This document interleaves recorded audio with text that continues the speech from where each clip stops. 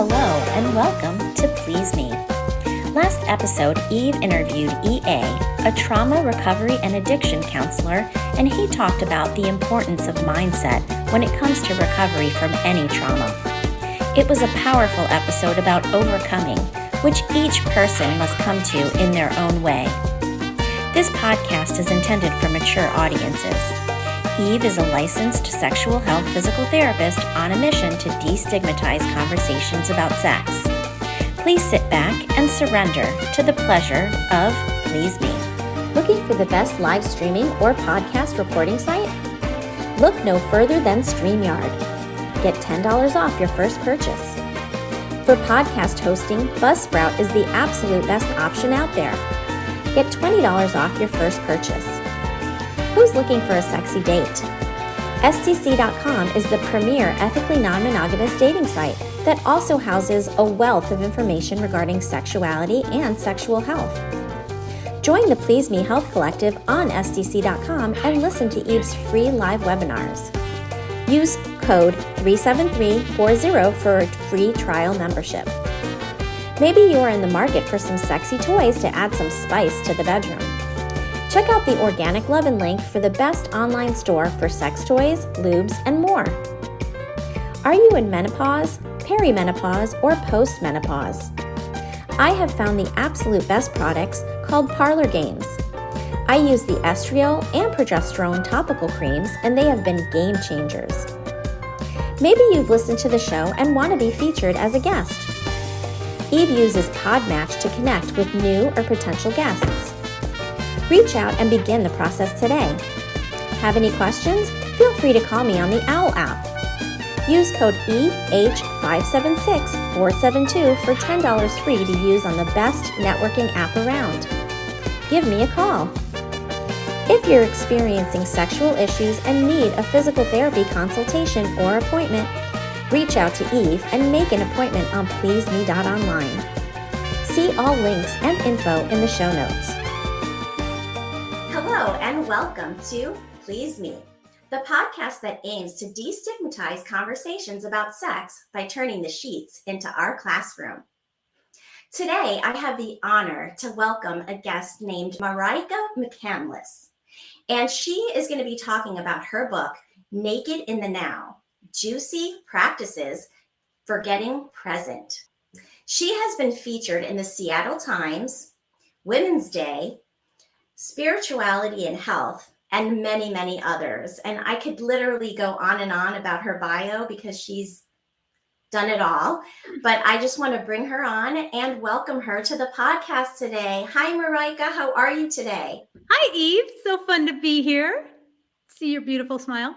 Thank you. Yours as well. I'm so excited to be talking to you about your book today. And I love that you talk about the word naked. On another podcast, I had Lexi Silver on, and we talked about nudity and how it's inherently not sexual. And a lot of people put sexuality onto just the act of being naked. And after all, it is how we all came into the world, and it's just our natural state of being. So can you tell me what that word means to you and why you chose to use it in the title of your book?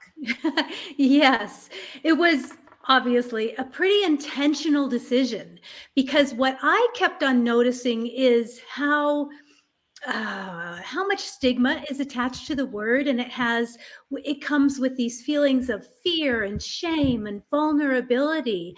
And I wanted to turn the tables around on that a little bit and remind us that it also points to being present and passionate and juicy.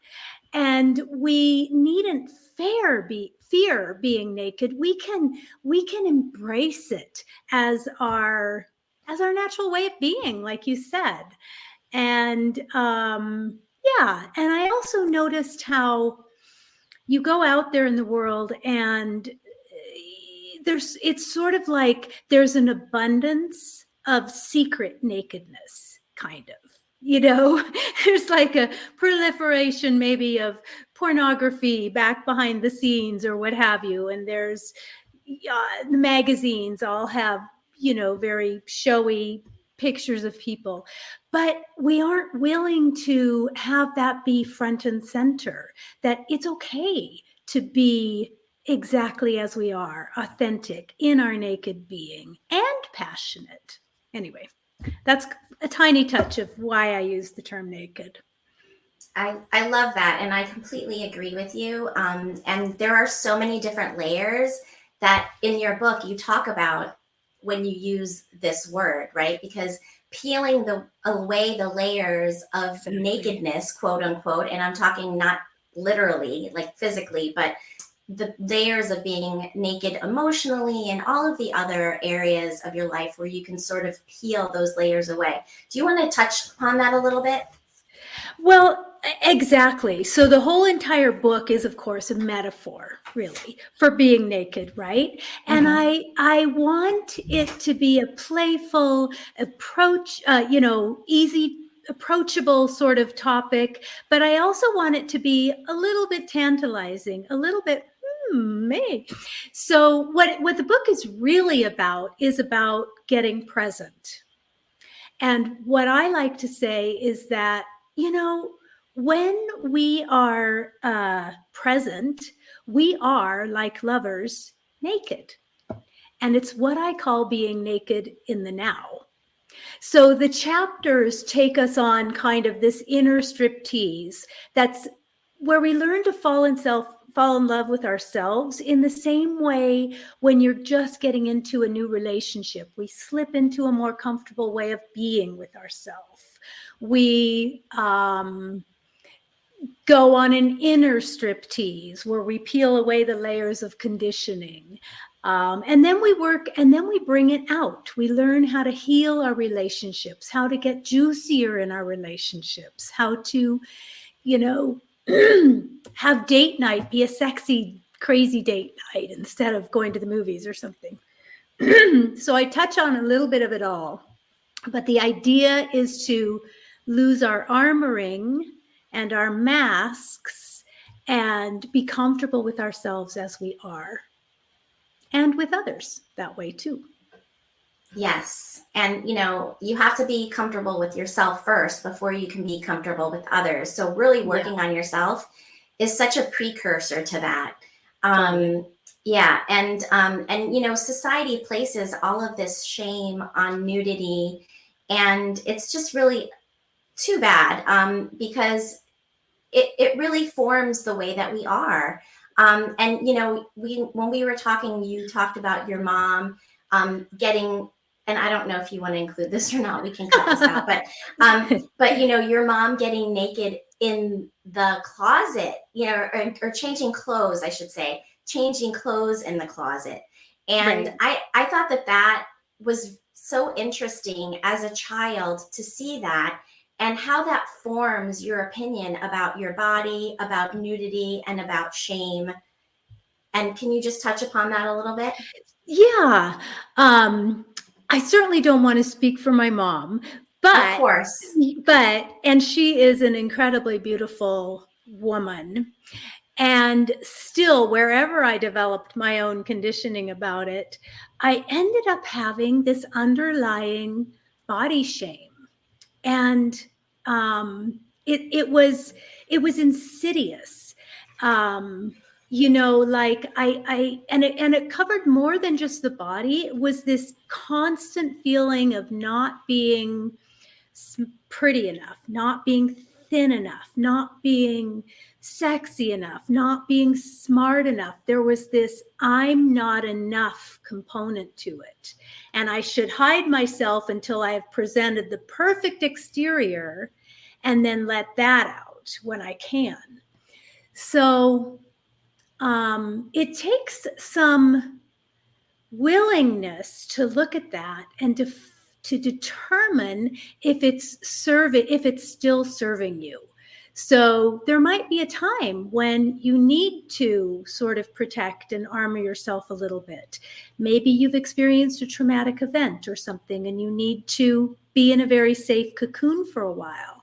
But there comes a time when you get to investigate, is this body shame, fear, is it actually helping me now? is all this protecting and armoring, or is it keeping me from having a juicier life, from having a fuller expression in life, from connecting more intimately with my partner? And I think I was telling you, and I had a conversation, and I was talking about how, so in my book, I talk about this too. How do we move from feeling body shame and sort of just, even if it's just a little bit of fear about our body, to accepting and loving it? And for me, where this came to a head was at a clothing optional hot springs resort called Harbin Hot Springs. So Okay. it's kind of like near Napa Valley in that part of California.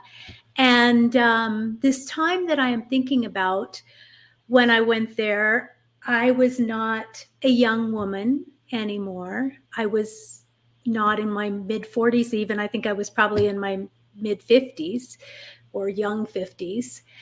And I realized, I mean, I love going to Hot Springs Resort, but this one is, there's a lot of people there. And I realized that I was completely terrified to take my towel off and go into this beautiful, meditative, silent Hot Springs Resort because I was ashamed of my 50-year-old body. And it was, I was, but as I stood there, I began actually looking at the other people and sensing into the experience of the place. And I realized that nobody looked like the cover of a magazine cover. And everybody looked stunningly beautiful to me in their imperfection. And I just for a second offered that to myself. So what happens when you do that is that all of the attention that's happening up in your head about how I look, do I look good enough? Am I sounding good enough? Am I whatever, it is, drops down into the very present moment. And instead you explode in the feeling of the warm water, what it actually feels like when that water caresses your body as you get in. Your shoulders drop and it just feels so good. And I began to realize that these stories were in my head. The other people were in their own little cocoons of sensual delight. And it had nothing, that nobody was going, I was not being judged. They were not being judged. It was an opportunity to be present, regardless of all of the baggage that I carried with me into that moment. So I called it being and it's very humbling when you suddenly realize, wow, how much hubris is there in me worrying so much about my outward presentation that I forget to just be here in this moment that's so juicy and vital and yummy. And I realized that I went from a state of fear to a state of what I call naked reverence. Yes. And I have a note to talk to you about that, because that idea of naked reverence is so beautiful to me. And I can completely relate to you about, being self-conscious about being naked. I personally I consider myself a nudist, and I love going to naked beaches. And for me, the sensation of swimming naked in the ocean is the most delicious and juicy sensation when you're that you can experience at the beach. And I just absolutely love it. And I love that you were able to look at everyone around you and see the beauty in every person. Yeah. And I love that. I am very body positive and very inclusive of, I just find beauty in everybody. Yeah. And I love that you were able to, at that moment, find that for yourself and allow yourself to, go into that naked reverence for yourself. I mean, it is really connecting to your spirit and Yeah. just letting the shell of you just be, Yeah. Yes, exactly. Yeah. Naked reverence. It's funny how Absolutely. just the words themselves bring you to a different state almost. Like what would that feel like to be in a state of naked reverence? And all of a sudden all your cells are alive, and it's about letting them be alive exactly as they are and not trying to control them And or really the state harness of them. nakedness physically, and I'm not just talking about all of the other layers, but just physically being Yeah, naked is very liberating, it you is. know? And just walking around naked and drinking your coffee in the morning naked is very liberating, It's Yes. just, there's nothing constricting you. It's very comfortable. And, Yeah. if you can get to that point of really being comfortable in your own body, it is really a beautiful thing. Yes. Let's talk about the concept of monogamy. And I talk about Mm. monogamy a lot on this podcast. I personally consider myself to be an ethically non-monogamous person, and I'm in an open relationship, what I like to coin or term a modern relationship, quote unquote, where I don't limit myself to, I mean, I am in a serious relationship, but I just don't limit myself in that way. And so I want you to talk about your experience with monogamy and how it changed you. Yeah. So my backstory, my backstory with my husband is that at about 10 years of marriage, I think, he had an affair with my best friend. And that turned my world upside down. And I realized I didn't know what to trust, how to proceed, what to do. Um, and, but we weren't really ready to separate. So what we looked at was, what would it take for us to go deeper from this place? And we took a traditional route, and we went and we saw a couples therapist who was wonderful, but we also took a non-traditional approach, and we signed up for Margot Anand's year-long love and ecstasy training. So Margot Anand, for your listeners, might not know her, but she's the author of the book called The Art of Sexual Ecstasy, and many others. She's her book came out probably when this was happening to us, so like 1994 or something like this, 1995. So it's a little bit older book now. Anyway, that was at the time we had 2 kids, 3 and 6. That was the journey that opened my mind, opened the doors to me in a completely different way. And it taught us the principles of meditation, the principles of acceptance. It taught us how to be juicier with each other. So this year-long training was like 3 10-day retreats. And then in between, you would get together for 1 or 2 weekends a month with your regional group. And what we decided, because we decided that you could participate in this retreat as what's called a free floater. And that would be somebody who would go from one partner to another to do the exercise, or a deep diver. And we decided to participate as deep divers, which meant that we primarily used each other as our partners. There's a few exercises you do, with the group or with others or whatever. But because we really were interested in getting deeper into that intimacy with each other while we were facing this difficult time. So what ended up happening during that during that training very early on was I began having flashbacks of childhood sexual trauma. So this was a whole nother level of shame around sex, shame around intimacy, that I really had not tapped into until this setting allowed it to come up. So one of the things that happened between my husband and I during that time was that rekindled our trust and our intimacy, was that he just 100% showed up for me as I was going through this very difficult terrain.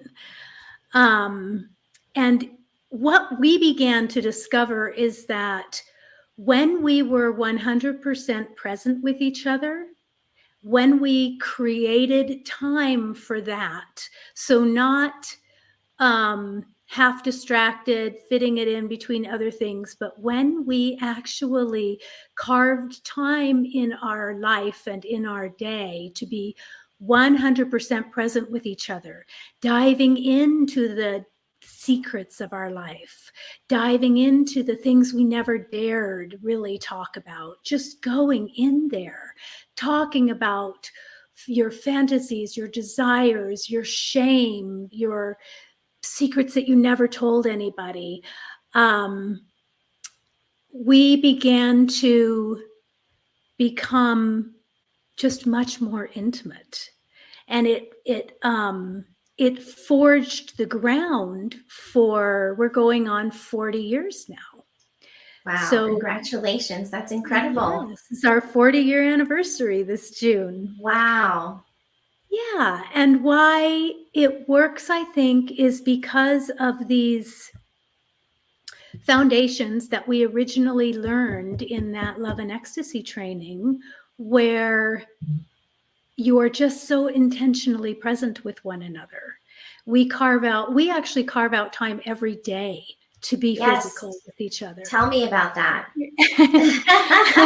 That was going to be my next question, actually, because I think what you did, and a lot of relationships will break up after this, and they will not go into a quote unquote deep dive, right? Where you're trying to work on the issues that are separating you and the reasons why this sort of thing happened in the first place, right? And instead, you met it head on and you decided to go deeper. And you know what? It pulled up a whole lot of crap, right? From your past. Totally. But all of that is so key in order to move forward and to be a healthier you. And, I know that for me, I too have a history of sexual abuse as a child.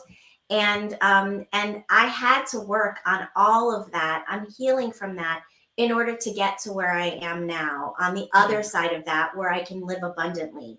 And so kudos to you for not giving up on your relationship with the husband that you loved, or that you do love. Obviously 40 years is a really long time, and congratulations for that.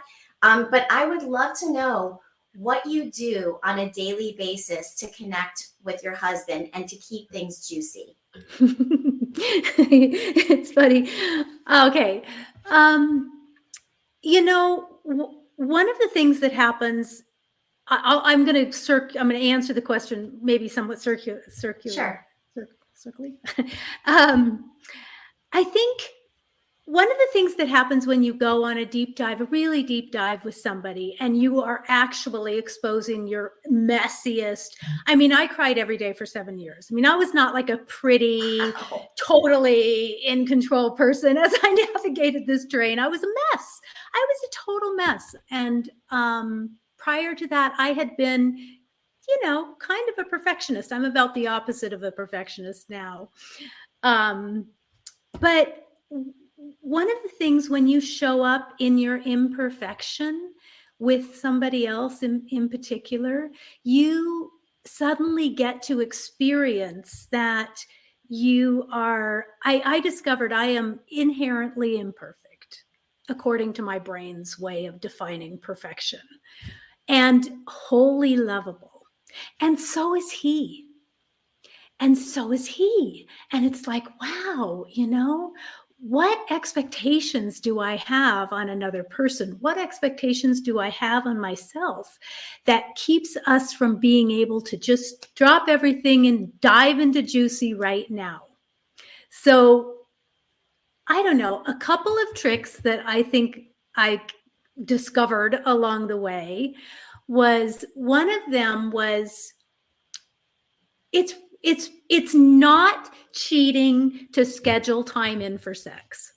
For one. I agree. I 100% agree. we have this idea it should just be this spontaneous, overflowing of something that takes over the moment. I was like, yeah, well, whatever. No, schedule it in. It's just fine. But then once you schedule it in, you have to ask yourself, who's coming to bed? Is it the PTA mom who's coming to bed? Is it the solo beach walker who's coming to bed? Or is it the juicy lover? You've got to bring the juicy to lover to bed. The mindset is so key. Yeah. Which is why scheduling, even though it doesn't seem that sexy, is so much more sexy, because both of the people or whoever you're scheduling to meet, right, is coming into the experience ready for that moment. Exactly. So you can be fully present. And you mentioned that you make time every morning for connecting physically. Totally. Because, one of the things we learned, so as we went on this journey, we dove deep into our sexual life, but we also dove deep into meditation. And as you dive deeper into meditation, what you begin to realize, and it's another little bit of a mindset thing, is that it's not about how much time you spend doing it necessarily. It's about signaling to your body to your body mind that this is a priority in my life. This is something that's a priority. So I always call it making it to the cushion. If you want to be a meditator, don't worry if you meditate for an hour a day. Just make it to the cushion for 5 minutes, and every day if you can, just set the timer for 5 minutes. Everybody can find 5 minutes. Yes. And then with sex, what it dawned on us was, what if we really, because we had gone through the stages of life of, raising kids and having businesses, and you can schedule it in on whatever, Tuesdays and Thursdays at lunch or something, but as we became empty nesters, we were thinking, well, what if we did this even more deliberately? What would it look like? What if we were physical together and playful every single morning? And so we start every single morning with a coffee. A coffee. Cheers to that. And then we always follow it up with a meditation, which brings us present. And then we gather physically together. And our bodies know to expect this. Our bodies revel in it. It might be the only time in the whole day that we have to just be completely silly, juicy, passionate, fucking, for lack of a better word, together. And it's remarkable. It's like, talk about the value of skin to skin. With newborns, we do this. Yes. Mm-hmm. As 60-year-old people, we can do this, and we can revel in it. It's almost like stepping into that warm water. And it's not, we learned long ago that every single sexual experience does not have to culminate in release. It actually can be much more playful if it doesn't. If you leave the tension high. That's one of the things we learned during that year-long training, was the sort of the cornerstones of a multi-orgasmic response often has to do with getting up there, but not necessarily expending all that energy. Anyway, so that's what our morning routine is. I think you're the first person we've ever told. Well, I feel honored that you told me your little secret. Yeah. And I think it's a wonderful practice. And obviously, everyone's going to have to find the time in their own day Yeah. for connecting. But I think it's a great idea for relationships to really intentionally connect, Yeah. because the day goes so fast. Yeah. And even if you don't have anything specifically going on, life just whips by in it feels like seconds, and the day is over, and you can really lose an opportunity to connect, and that can happen over and over and over for years. And Right. Yes. we wonder why the divorce rate is 50% for first time marriages, and it goes up with second and third marriages as well. So keeping that together, and finding the time and really connecting. And I love that you start with meditation, because it really does bring you to the present moment, and it prepares you for what's ahead. So, and we close. I was just going to say, we close every single morning with these words that we learned 30 years ago during that Love and Ecstasy training, which is, I honor you as an aspect of me, or I honor you as myself. I honor you as myself. And it's a little tiny reminder of the reflection that your partner offers you. I love that. And as you respect yourself, so too do you respect your partner. So it's like a mutual respect of one another, almost, in what you're saying. So that's exactly. Exactly. Quite beautiful. I love that. So on that note, I'm going to ask you what tools you bring to the bedroom to make your time together more spicy. And it doesn't have to be a specific toy. It could be whatever. So you just mentioned one meditating, and two, what you say to each other at the end. Yes. But do you have anything else specifically? Because we kind of already touched upon that, but I'm sure there's other things you can expand upon. Well, okay. So what we bring to the table is, well, we certainly bring presence. We always practice a little bit of soul gazing, where it's you're with somebody, and not in a fancy way, in a playful way. Okay. I like that. We bring laughter is so key. And, I always say that, this is how we adults play, right? Yes. Sex is how adults play. Yes, and so if you're not being playful and funny and fun, and the soul gazing, and I'm guessing that you mean, gazing into each other's eyes. Yes. Is that what you mean by that? Yes. I mean, that really is a beautiful way to connect. Yes. Yes. We bring Astroglide in.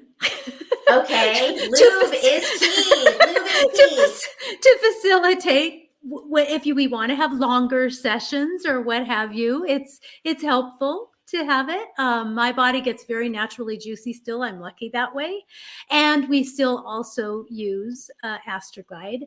We bring, I think the thing that I would say we bring to the bedroom, and I'm not talking, like, my husband isn't like a jokester kind of guy at all. He's not like that. But where we get playful is in bed, and it's creative, and it's irreverent. Really, it's more like irreverent. It doesn't have to. I think people think that sex has to be like pink, cloudy sensuality, like that first moment when you step into the hot spring. But sex can be juicy when it's crass and irreverent, and you're playing off different people's ideas of whatever they love to do in bed, and you're surrendering. I would say one of the greatest things you can bring to the bedroom is swapping the experience of surrendering to the other person, whatever they want, however they want it, and take turns. I love that energy of, the dominance and submission that you're playing with your husband. Yeah. And, that's very much BDSM, Yes. and, Yeah, I know. Yeah. and you know what? Sex can be so creative. And I definitely always say, bring that creative mind to the bedroom. And, for me, sex is sacred, and I believe in sacred sexuality. I do believe that,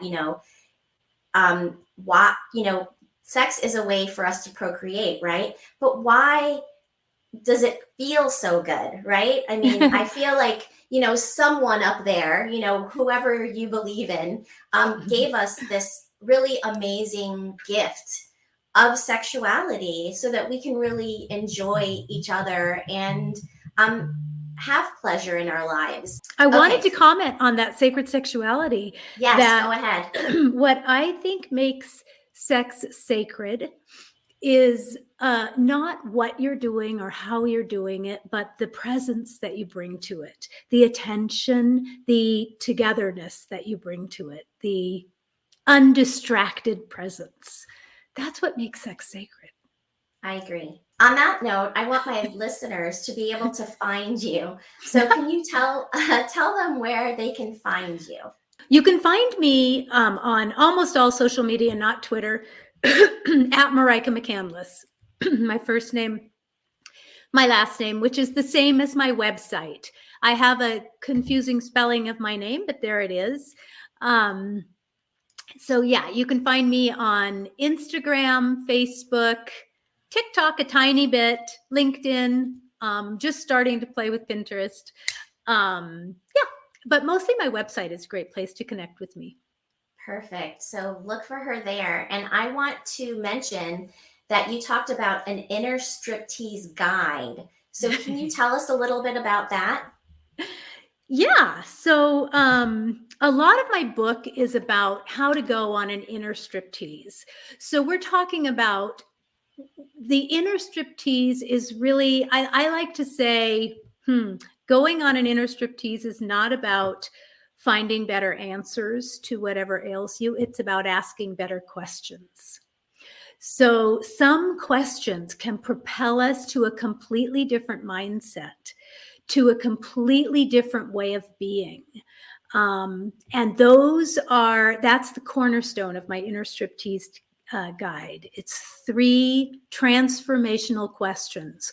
One that brings you back to your body, because again, what I truly believe everybody wants is to be present in life. That's why sex is so great, because usually we're present for it. So, when we're in our body, when we're in our senses, they only exist right now. We can have all kinds of thoughts that from 30 years ago, what's going to happen in the future, but we can only smell a rose right now. We can have a memory of it. So one is about coming back to the body. The other is about questioning the mind. What is a magic question that helps you question your mind? Because our ways of being, our entrenched beliefs, our entrenched thoughts, they can keep us from living life fully. We have to let some stuff go. We have to open up to different ways of being, even with sex. Like maybe you always thought, this is what I love. This is the only thing I love. I'm never going to love anything else. Maybe that's not true anymore. Maybe That's try true. something You change. else. Yeah. Absolutely. Yeah. And the final one is a question to help us investigate the very nature of being, to enter into the mystery of naked being itself. So it's a question that takes us there. I love that. And you have an actual guide that you offer on this site here. So, you can go there and click you on that can link.